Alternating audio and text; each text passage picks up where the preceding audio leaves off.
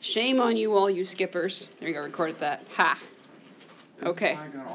This is why I got all my skip days out of the way. Yeah, look, you're also gonna wait today. This is great. Okay, so exponential models. So, whoa, not on. There you go. Now that's better, right? You can actually see something. Okay.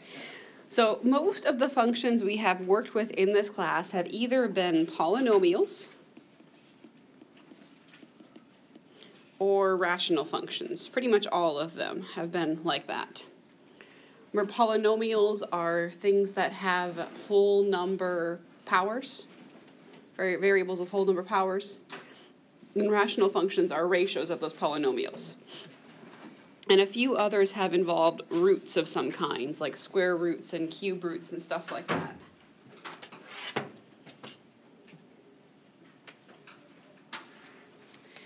So those functions are called algebraic.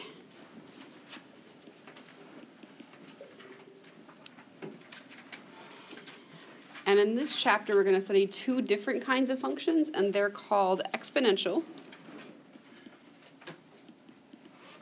and logarithmic. They have all sorts of cool applications. Like, do you guys know what carbon dating is? It's used to determine how old something is. It's exponential, and you can use a logarithm to find, like, when will a certain thing have this much carbon-14, so you can figure out how old that body is or something like that. And so this classification of functions, they are called transcendental functions.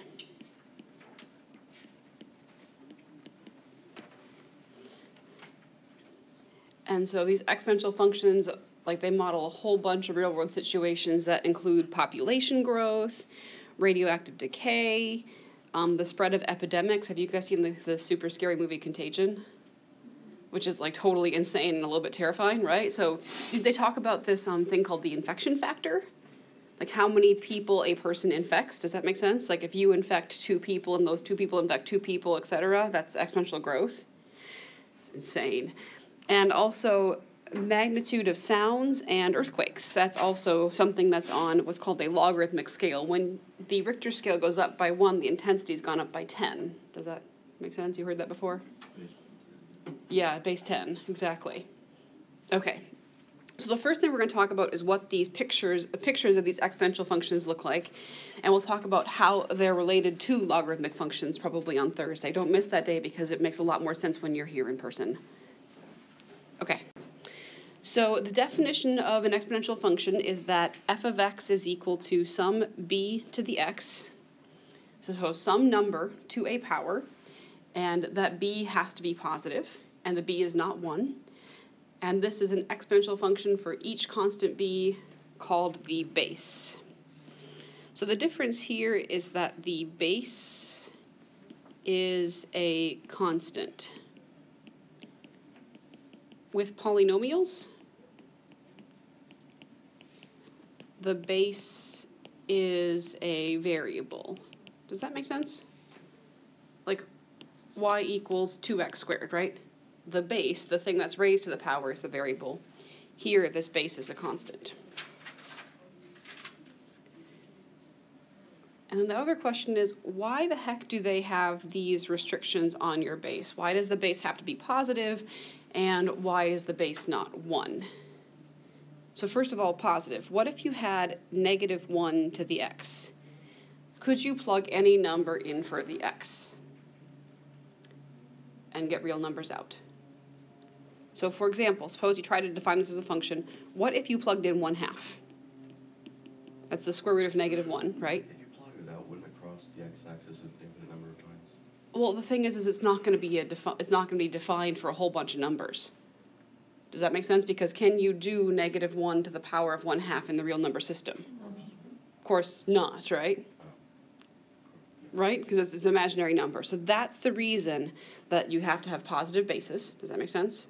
Because you end up having, like, this would be defined for some x's but not for others. So you'd have, like, the world's weirdest domain. And the reason that you don't have the base be 1, what is 1 to any power going to be? 1. It's going to be a very boring function, right? There you go. There it is. I mean, it's up up 1. You know, it's dumb. So that's why we don't have the base be 1. Okay, so let's start with 2 to the x. So if you don't know what it looks like, make a table, you know, plot some values. That's your first step. That's why I left you some space underneath it. So start by plugging in positive numbers. 0. Okay, or 0. Well, can I plug in big? I'm going to plug in 3 first. I'm going to override your decision. Okay. So what's 2 to the third? 8. Just because there's a purpose. Squared. 2 squared is 4. 2 to the first is 2. Okay. What's happening to the answers on the right? Doubling. I think they're halving. Does that make sense? They double as you go up, or they half as you go down. Either way, right? So 2 to the 0, don't you dare tell me it's 0. 1. It's 1. Do you see what I mean by the pattern kind of repeats, though? You see 8 divided by 2 makes 4. 4 divided by 2 is 2. 2 divided by 2 is 1, okay? What about negatives? What is 2 to the negative first? 1/2, yep. We did this earlier, didn't we? Like one of the first days in this class. We just didn't graph the picture. When you plug in -2, what's 2 to the -2? 1/4. So the next number is going to be 1/8. and a 16th and a 32nd, etc., right? Is that number ever going to get all the way to 0? No, not quite. Okay, so plot the points over 3, up 8. It's a little bit off the grid, but not awful. Over 2, up 4. Over 1, up 2. Over 0, up 1, and then back 1/2. And it looks approximately like this.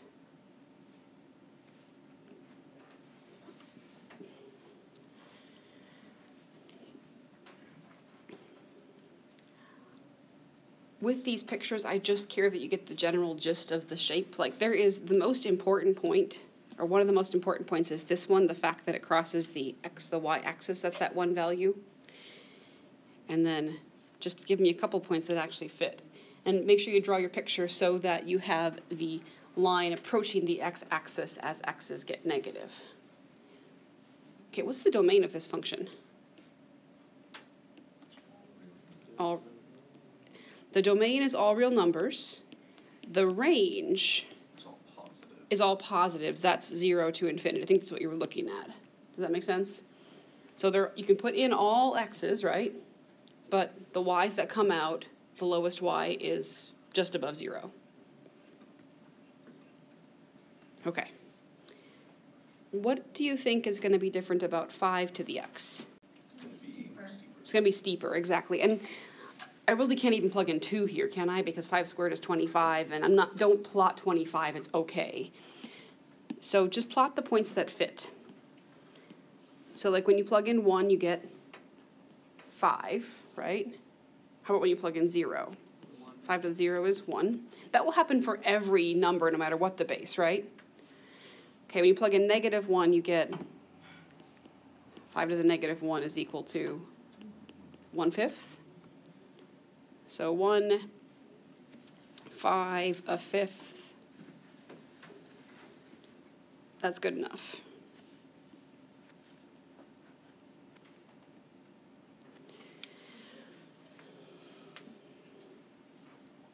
Did the domain and range change?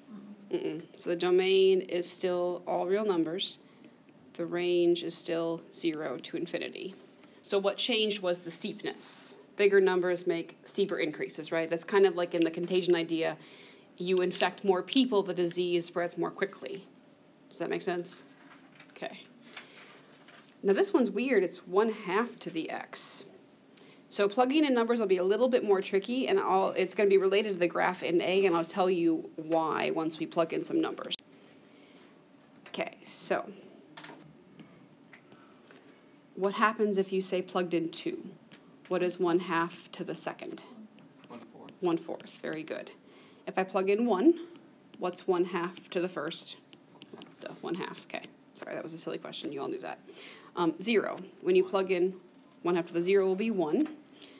Okay, so it's backwards, yeah. When you plug in -1, you have 1/2 to the negative first, which reciprocates it. Does that make sense? makes it into 2. And when you plug in -2, you have 1/2 to the -2nd, which reciprocates and makes it 2 to the 2nd, or 4. So over 2 up 1/4, over 1 up 1/2, over 0 up 1, back 1 up 2. Okay. Other than my inferior art skills sort of limiting your ability to see the pattern, how is this picture apparently related to part A's picture? It's reflected. It's reflected over the y-axis. This is the graph of A reflected over the y-axis. And remember that when we did stuff like, I think the most easy one was square roots. If I did negative square root x, remember that flipped the square root picture. This was over the x-axis. Does that ring a bell? How did you flip over the y? Put it with the x on the inside, exactly. Here is how that's the same thing here. This is 2 to the -1st. Does that make sense? How that's what 1/2 is? And then those exponents multiply, then you've got 2 to the -x. So you see how you had 2 to the x, and you put the negative inside with the x, which flips it over the y-axis. Does that ring a bell? Does Daniel looks like skeptical, he's not nodding. Do you believe that 2 to 1/2 is 2 to the -1? Yeah. Do you believe that those exponents multiply? Oh, I see. You see now? Okay, yeah. No, it's okay. Alrighty, so that's why. Did the domain and range change? No. No, the domain is still all real numbers, and the range is still 0 to infinity. Would you put it like backwards, like infinity to 0? You always, I understand why you're saying that, you always put the lowest number first, even if it occurs second. Does that make sense? It's kind of because those are actually, like the intervals are kind of like inequalities, and with inequalities, when you write them with the x in the middle, the lowest number goes first and the biggest number goes last. Yep. But I get that your notation would have more information in it. Okay, so some properties of these pictures. The first thing is it's going to be continuous for all real numbers. Actually, I think they meant to say defined. Sorry. Continuous / defined, whatever, the same thing. Both things are true. Meaning you can plug any real number in. Has no sharp corners. That'll be an important idea in calculus. When things have corners, you can't do certain stuff with it. What point do they all pass through no matter what the base? 0, 1. 0, 1.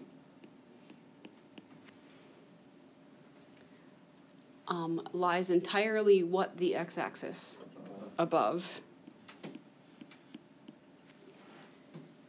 Okay, and when is it, so those pictures, 2 of them were growth and 1 of them was decay. Do you understand what I mean by that?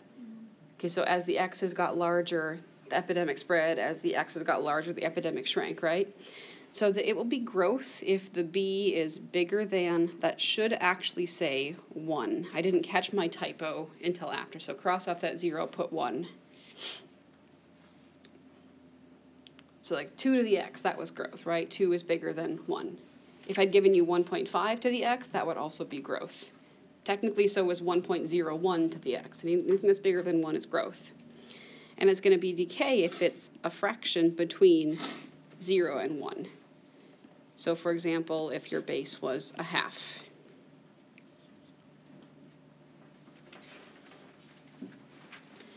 And the last thing is that this function will intersect any horizontal line at least once. That was called being a 1-to-1 function, which means this function has an inverse. Does that ring a bell as well?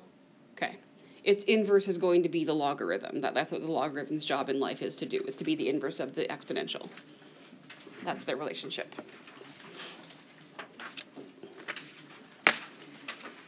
Okay, so there is one special exponential that comes up all the time. So the most common function actually isn't 2 to the x, and it's not even 10 to the x. The most common function that comes up is this thing called e to the x. You're going to see this all the time in calculus. And e is an irrational number, just like pi. So pi is defined as the ratio of a circle's circumference divided by the diameter. That's how it's defined. Does that make sense? That's where it comes from. Take a bunch of circle circumferences divided by their diameters, and this always came out. Now this e number is found by taking the limit of this expression. So what this limit as n goes to infinity means is you take that expression, you plug in really, really, really big numbers for n. Does that idea make sense? So you'd say you'd compute 1 plus 1 over 100 to the power of 100, and then 1 plus 1 over 1,000 to the power of 1,000. And as the numbers that you plug in for n get bigger and bigger and bigger and bigger, the number that comes out is approximately 2.718. But you can use, it's rather complicated math to prove that this number actually is irrational, has a decimal expansion, doesn't terminate, and doesn't repeat. But it is a number. So in math class, e always means number, and what you should just remember is that e is about 2.718, kind of like pi is about 3.14.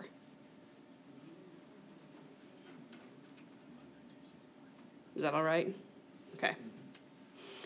And so we're going to graph pictures of things that have e's, and since e isn't a whole number, obviously your pictures can't be perfect. Does that make sense as well? But what you have to convince me is, the general gist of what the shape is going to be. Will this be growth or decay? Correct. It'll be growth because the base is bigger than 1, right? And you know that when you make a table, if you plug in, say, 0, e to the 0 is going to be 1, same as any other number to the 0. If you plug in 1, e to the first, that's about 2.718. So just at least get me those 2 points correctly. So 1, 2, 2.7-ish. And the general, just the shape will look like that. That really is all I need from you. Does that make sense? Tell me you know it's growth. Tell me you know it goes through the point 0, 1, and you know that the next point's approximately 2.718 up from 1. That's not super hard, is it? No. Okay. So this is a parent function that you are just going to have to know what it looks like. And I don't care if you know that by plugging numbers in and figuring out, or just memorizing it. Make yourself a flashcard, e to the x. Because you're going to have to translate it. So how will this picture relate to e to the positive x? So reflect y equals e to the positive x over the y-axis. So will it be decay or growth this time? Decay. It'll be decay. Since you have that other picture there, I'm not going to draw the parent, but it would look something like this.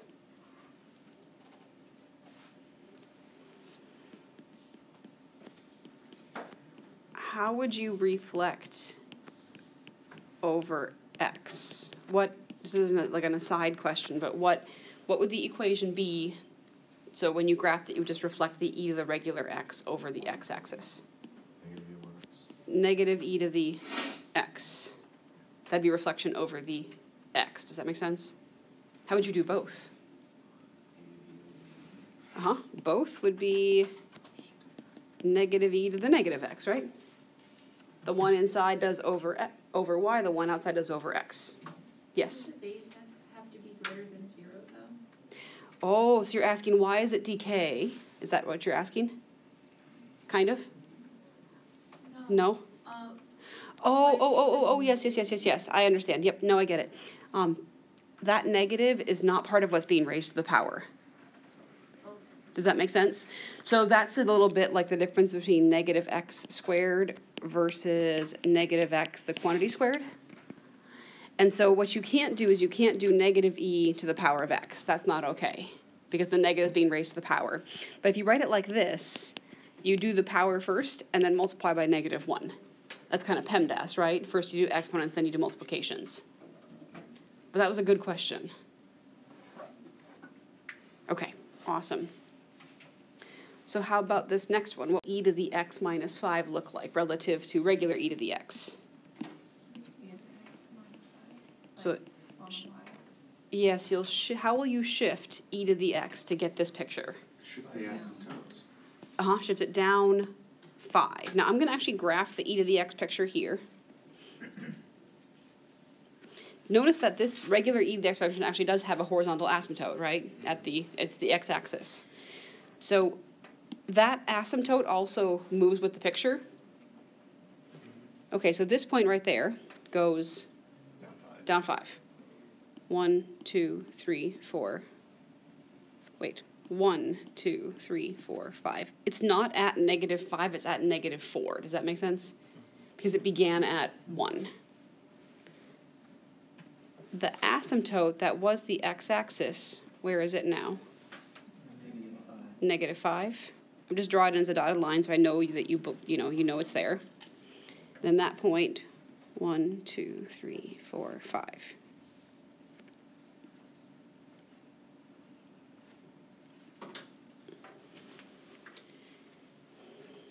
And I'm pretty sure that I'm not special like this. I mean, people that care about want you to graph these functions, they care that you get the asymptote and you get the general shape of the picture right.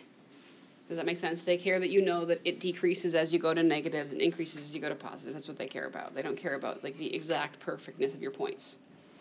What would be a little bit wrong is, don't draw the picture going back up. Does that make sense? Because it doesn't do that. It's like when you draw this picture, make sure you are careful to not like accidentally do something like that. Does that make sense? Because that suggests that something now increases when it really should just go down, right? Okay. So how about this weird one? 2e to the negative x. Holy moly. Okay. So we have a picture of e to the negative x in part B of example 2, right? Yes? Okay. So what does 2e to the negative x do to all the y values? Multiplies the y values by 2. So I'll draw in what e to the negative x looked like. Looked about like this.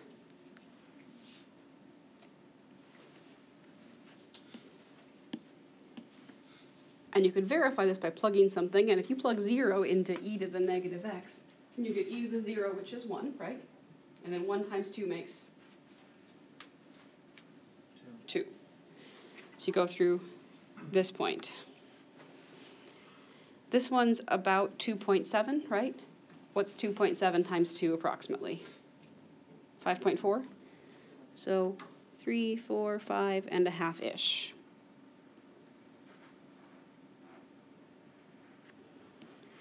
So multiplying by a number in front will change where that graph crosses the y-axis.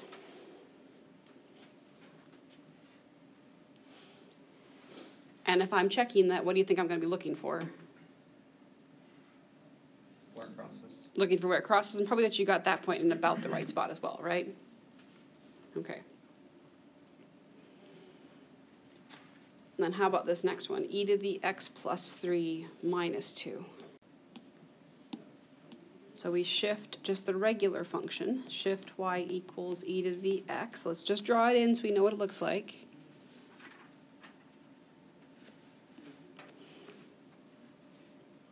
Remember the whole outside-inside business, right?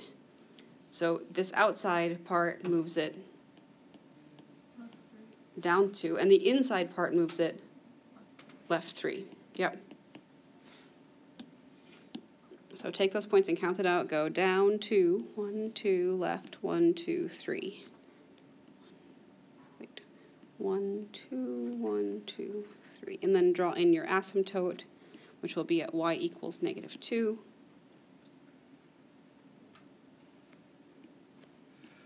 Approximately, there's your picture.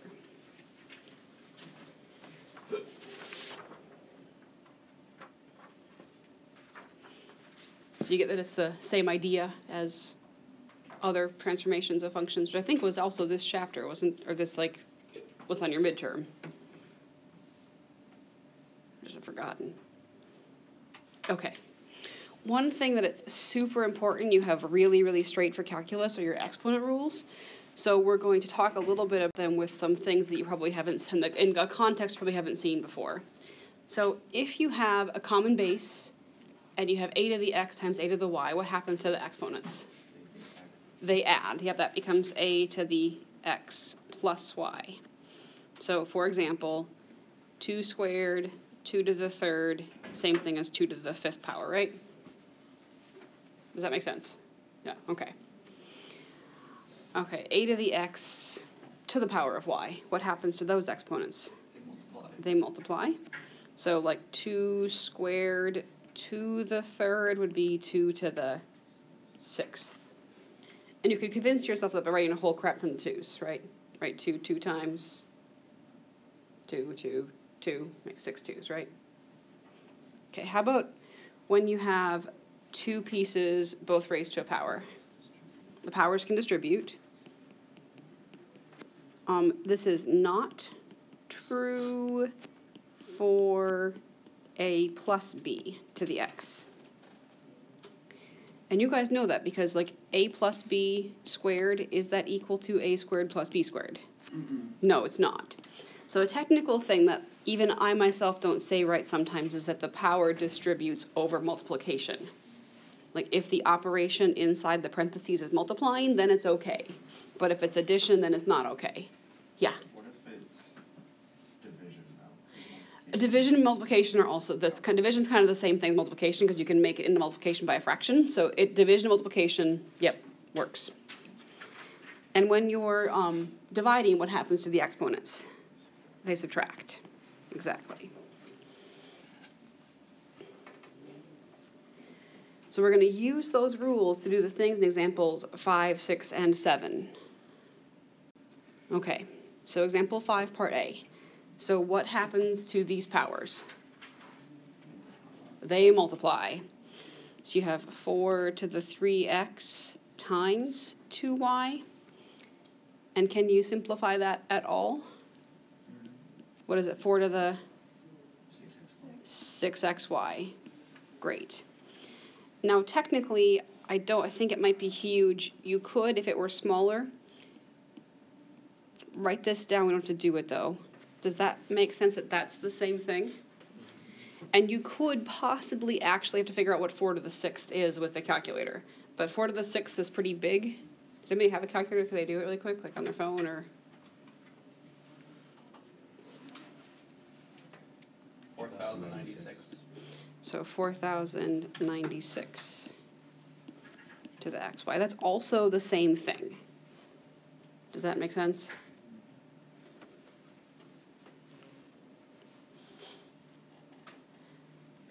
The exponent rule used in part B is that since you have multiplication, the power can distribute to both pieces.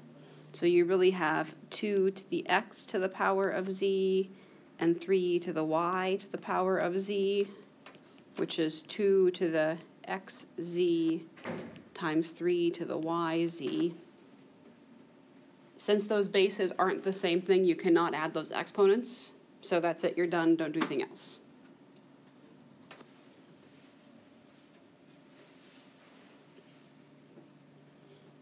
Is everyone okay with what happens in those? So it's just the rules you know for regular numbers and powers, just applied with things that have x's in them, and y's and z's and other crazy stuff. Oh, you can't multiply the bases? You can't. You could if the powers were the same. Does that make sense? But this one is raised to the power of xz, and this is raised to the power of yz, and since they're unequal, you can't. If you would have had, so if it was like 2 to the xz times 3 to the xz, then you could have said, oh, that's 2 times 3 to the power of xz, which is 6 to the power of xz. But you can't do it when the bases aren't you can't do it when the powers are different. Okay. How about 6? You're dividing, so exponents subtract. Be very, very careful with subtraction because those negatives distribute. Do you see what I mean? Okay, if you ever do a subtraction, put the second thing in parentheses always, you're never going to be wrong. As long as you distribute correctly then. So that makes 5 to the x minus 3 minus x plus 4, right? Once that negative distributes. Which is going to be 5. Does anybody see a different way? Is that okay, first of all, the whole subtraction thing? Does anybody see a different way to think about it? Because there's other ways as well. Here's one way. Let me show you. That's 5 to the x times 5 to the negative 3 over 5 to the x times 5 to the negative 4. Does that make sense? So I took this and I sort of unadded the exponents. Is that okay? Now what can happen to the 5 to the x's? They can cancel. And you've got 5 to the negative 3 over 5 to the negative 4, right? And then what else can happen? The 5 to the negative 3 goes down. The 5 to the negative 4 goes up. And you've got 5 to the 4 over 5 to the 3, which is also 5, right? That definitely, in my opinion, is not the easier way to do things, but it's also a legitimate method that you have to use that technique in a different context. Does that make sense? Yeah. That makes sense, but like instead of, I mean, like I know you like kind of have to flip it, but could you just think about it where it's like just negative 3 minus negative Oh, yeah. You could do negative 3 minus negative 4, which is also 5 to the first. Yep. There's lots of ways to do that problem correctly. Yep. But I think it probably is easiest to do it the first way and just use subtraction. Does that make sense? Okay. So this is e to the 4 minus 3x minus 2 minus 5x. So e to the 4 minus 3x minus 2 plus 5x. So what's the final answer? E to the... Great. Could you factor out 2? You could. So it's also okay to write e to the 2 times 1 plus x. That's totally fine. And also occasionally in a calc class it's going to be useful to think about this as e to the second times e to the 2x. Does that make sense that that's also the same thing? So just be aware that that might be something that you'd have to know, that you can manipulate exponents this way. You can kind of use the rules in reverse. It's hard to go backwards unless you're, it's my bad joke, unless you're Mater. Anybody seen Cars? Mater can go backwards without any problem. Okay, so, sorry. Oh, yeah, okay, so sorry. Okay, so example 7, your book is kind of cool that it has some problems that have these little like S symbol next to them. It looks like like the part of a violin, and it's a symbol from calculus that you'll learn about when you take this. But it means that these problems are sort of problems that came from calculus, but then there's also algebra that you have to do to deal with the rest of it. So you have to simplify this expression, and what this means is you should factor out any greatest common factors and cancel if you can. So like in that numerator, is there a greatest common factor? Oh gosh, yeah, holy hand, there is. X to the third, and also e to the 5x, right? So factor out an x to the third, factor out an e to the 5x. What's left behind from that first term? 5x and then minus 4, great. All over x to the 8th.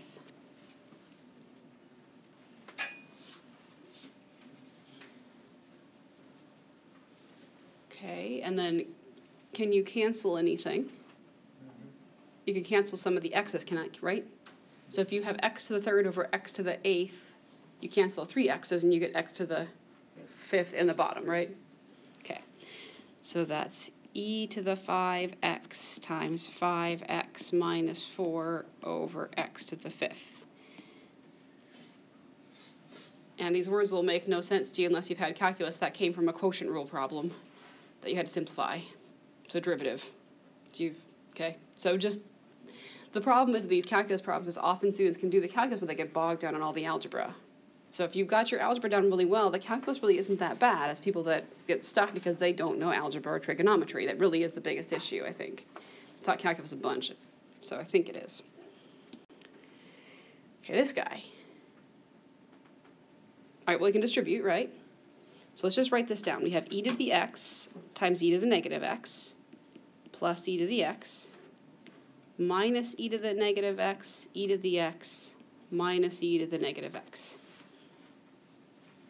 So think about it for a second and tell me if you agree with my distribution.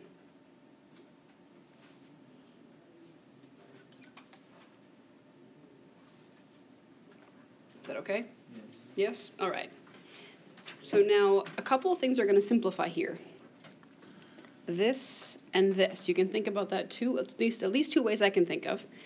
Let me show you one the first way and one the second way. So first way is those exponents can add, right?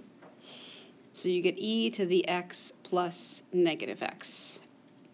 That's e to the 0, which is 1, right? The e to the x is just an e to the x. Here's a second and also correct way to think about that. You could write e to the negative x as 1 over e to the x. Does that make sense? So you have 1 over e to the x times e to the x. What's 1 over e to the x times e to the x going to be? Also 1, right?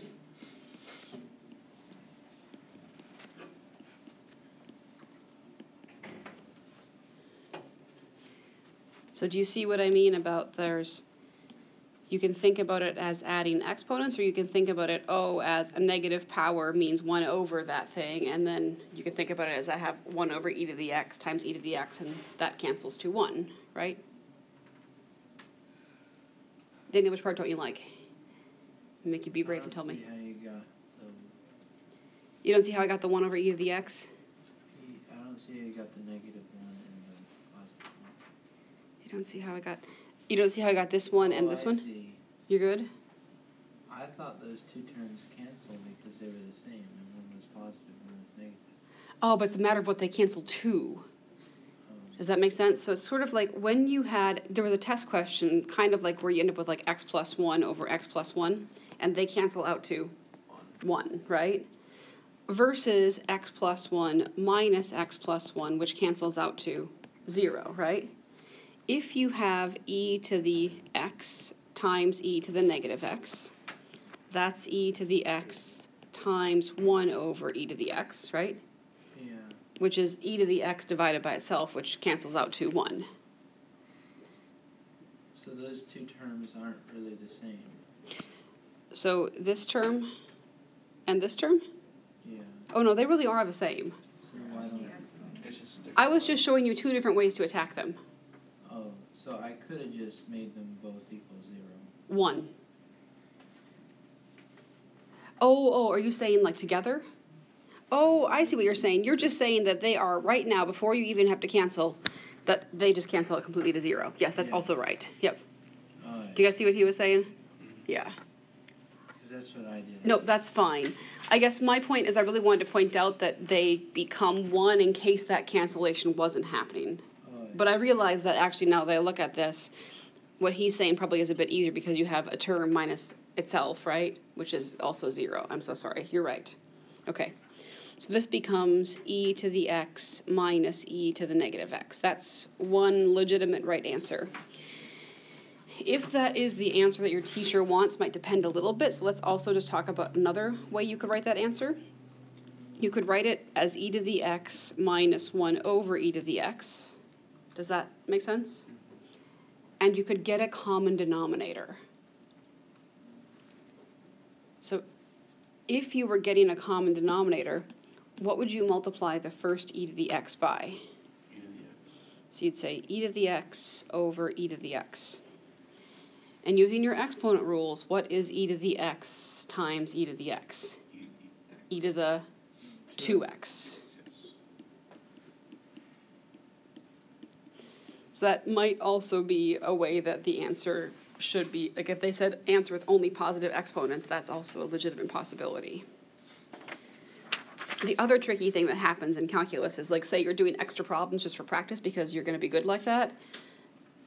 Occasionally the back of your textbook simplifies stuff in a way that you would not see, right? So it's good to know how to take your answer to be their answer. Okay. And the next thing we're going to do is just solve some basic exponential equations.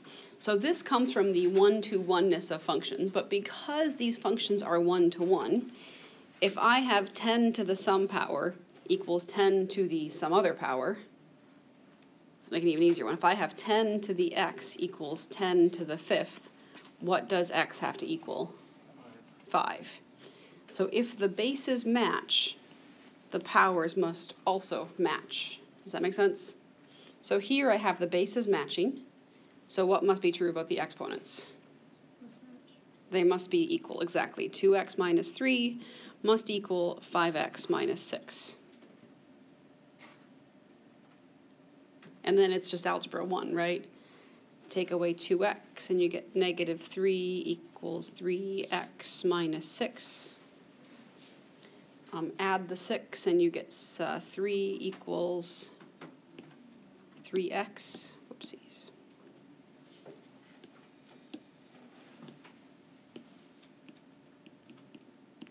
So what do you get for x? I guess it's positive 1. Did most get positive 1? Okay.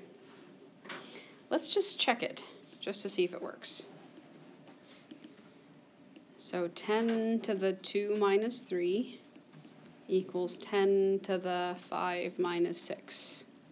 So does 10 to the negative 1 equal 10 to the negative 1? Yeah. Oh, what is 10 to the negative 1, by the way? 1/10 or 0.1, right? Okay. So 1/10 equals 1/10. Alrighty. So that's when the bases match. Now part B, you're like, well, the bases don't match. How dare you do this to me? That should be a 9, right? So when the bases don't match, at least for now in this section, it should be possible for you to make them match. So can you make 27 and 9 both into the same base somehow? Yes. As 3's, right? So that could become 3 to the third to the x plus 1 power equals 3 to the second. Great. Now here's where those exponent rules come back. What happens to the powers on the left-hand side? They multiply. So that becomes 3 to the 3x plus 3 equals 3 to the 2. Does that make sense? Okay. And so now you have matching bases and you can equate the exponents. So what's the equation you're going to solve now? 3x plus 3 equals 2. Awesome. Okay, so we get 3x equals negative 1 and x equals negative 1/3. Does everyone at least buy my steps? Okay, let's just check it just so you can buy them for real. So 27 to the negative 1/3 plus 1. We should get out 9 if we are correct. What is negative 1/3 plus 1? 2/3. And how do you do 27 to the 2/3? The denominator is the root and the numerator is the regular power. Do you want to do the root first or regular power first? Root first. Heck yeah. I don't know how to square 27. Not in my head. Okay. So what's 27's root? Cube root, sorry. 3. And 3 squared makes 9. So we check out. Awesome. Does anybody look at example 9 and say, oh my gosh, it's so close. It's so close. They're reciprocals, right? So what kind of power reciprocates something? Negative 1, right? So you can you can do it on either side. I'm just going to choose to do it to the right side. I'm going to make that 7/3 to the negative first. So it's kind of like somebody already did the negative first power and simplified it, and you have to undo that step. And once you see that, you're like, oh, okay. 2 minus x can equal -1. Right? So what do you want to do now to solve that equation? Take away 2? Add x. Add x? Sure. 2 equals x minus 1. And then add 1. Sure. 3 equals x. And because we've got some time, let's just check it. So 7/3 to the 2 minus 3. That's 7/3 to the -1st. Does that make what it should? Yes, it does. Okay, awesome.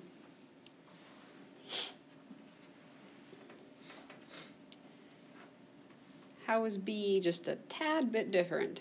Same thing, but The bases are gonna, the bases are gonna have to match. You have something to the same powers, right? So 5 will have to equal x plus 2. So your answer for x is 3.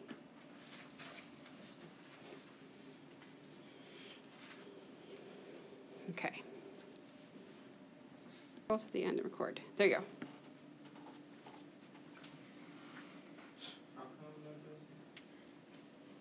Well, you have matching powers, right?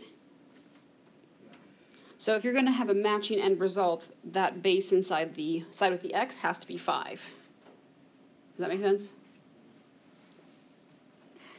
You could also technically think, I'm going to erase because I can't erase. We talked a little bit about how you use roots to solve equations, right? You could also think, oh, I cube root both sides. And if you cube root both sides, both of the cubed powers go away. Does that make sense? Okay, awesome. All right, these last two are just a little bit. And then this one. Oh, of course, ridiculously so. So this is a little bit like that calculus one where we had to take out the greatest common factor. So what is the greatest common factor for this particular? X e to the negative x. Great. X e to the negative x. And then we're left with 3 plus x. Whenever you have equations equal to 0, you use the zero product property to solve it. You say factor out greatest common factor, set each factor equal to 0. So kind of like if you have x plus 2 times x plus 3 equal to 0, you say, oh, well, one possibility is the first factor is 0, one possibility is the second factor is 0, right? That's how you solve those equations. It's the same idea here. Your first factor is x. X equals 0.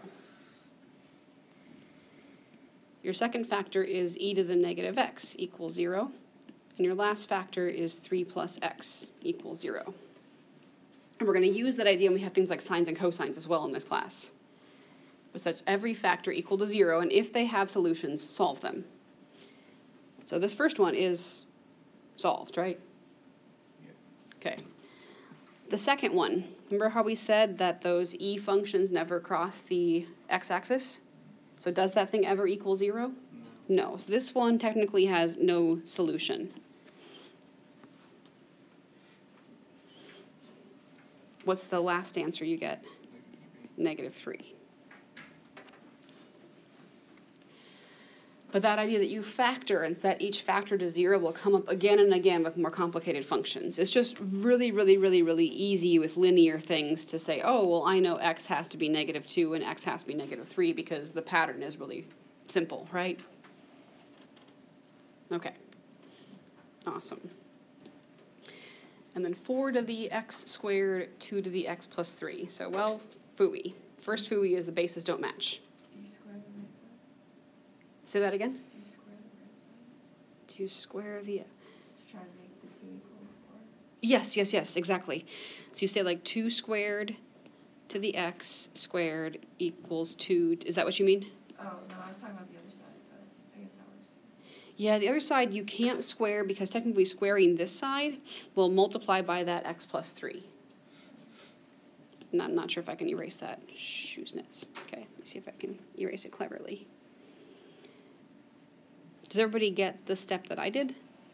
The making the 4 into a base of 2 by writing it as, okay.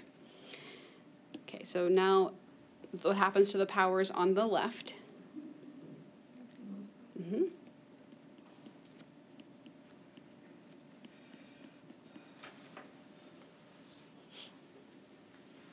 Okay, so now we have 2x squared has to equal x plus 3. Or 2x squared minus x minus 3 has to equal 0. Unfortunately, this is not an easy factoring one, right? You can't just use the pattern where things multiply to stuff on the end, so booey. But this one's pretty easy to guess and check, so let's just think about it and see if we can get it. So first of all, you have to have a 2x, and you have to have an x, because that's how you make the 2x squared. Does that make sense? Okay, so now some options would be, well, 2x, x. What do these numbers have to multiply to make? Negative 3. So you could have a minus 1 there and a plus 3 there, right? You could have a minus 3 there and a plus 1 there, right? But so you have to keep in mind that they also have to add to negative. They have to add to negative 1, but the thing is that this part messes up that pattern. The only way to get this one right is either to use that grouping method or to actually do this guess and check, and you have to do the and check. So let me just tell you, how do you figure out which one of those is right? Just multiply them out. One of them works. Which one is it?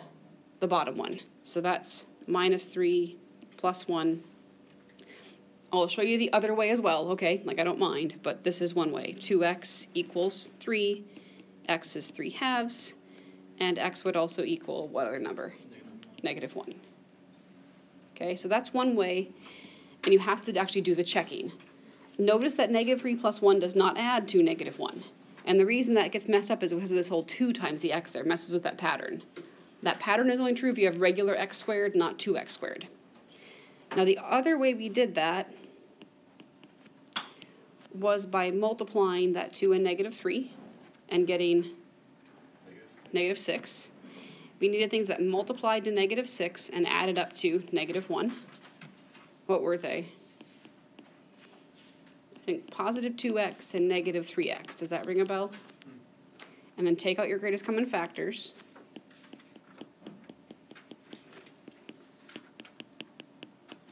And you got 2x minus 3. It's the same answer, isn't it? This way is faster if you can figure it out. But the pattern that you're trying to use, Tristan, doesn't work when you have a leading coefficient that's not 1. Okay, I know that this doesn't come up. It doesn't actually come up all that often, like it's less common, but it's just good to know that it doesn't work for this kind of problem and know when it doesn't work. Well, the pattern I look for is to determine first. I look and see what's